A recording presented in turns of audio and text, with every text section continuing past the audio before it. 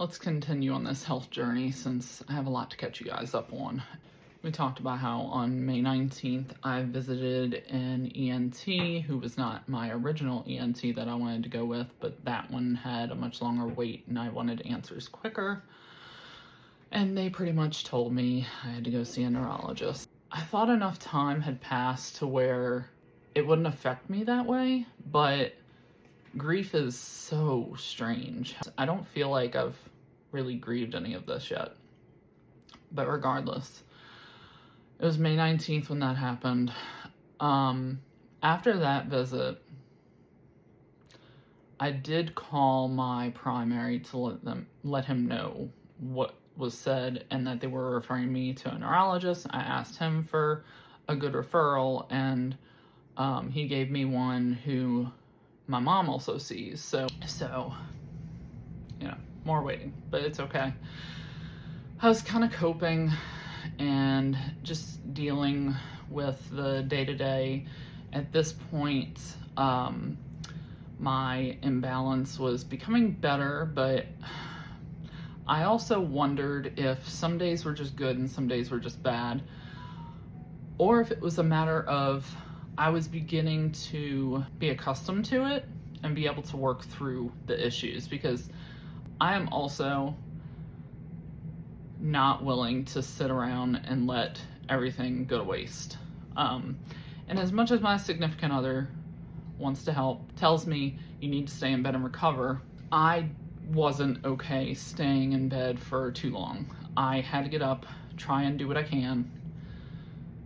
And eventually I was able to, become more stable and do more things. And don't get me wrong, the symptoms are still very much there. They are still very much taking a toll on me physically, mentally, emotionally.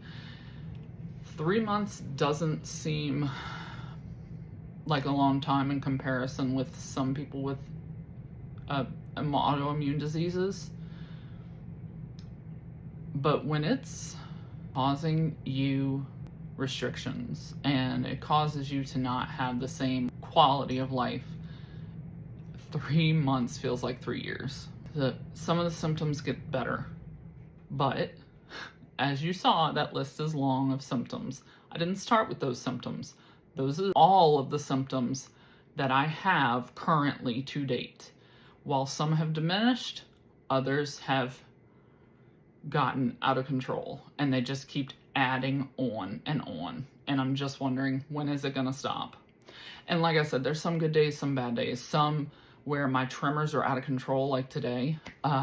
They just won't stop. My dizziness is very out of control today. But then I have days where I'm like, I'm okay. I guess it's just part of the disease. I have to go on with normal life, working. Olivia's end of school is coming up. I have to prepare her for it. Her dance review comes up. I don't know how I made it through the way I did, but adrenaline is the only way I can think. But I made it through her entire review. I helped her backstage. I did have help from my mom. But yeah, we made it through. And it was beautiful. It was her last year of dance. She doesn't want to do it anymore, but I was just thrilled that I was able to sit there and enjoy it. I thought she did a beautiful job, and I'm lucky to have been there, and that it wasn't worse, that I wasn't bedridden like some people with these diseases, because it can be really rough. It really can, in every way. You don't know until you're in it just how bad it feels, and it's scary. And people can tell you you're not alone, but it's different looking from the outside in, and not having that perspective of what it actually feels like and how debilitating it is.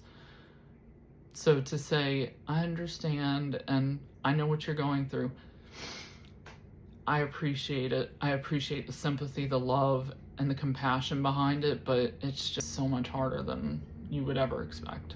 If your body is telling you something is wrong, please do not wait. Dig. Push the doctors. push them for answers.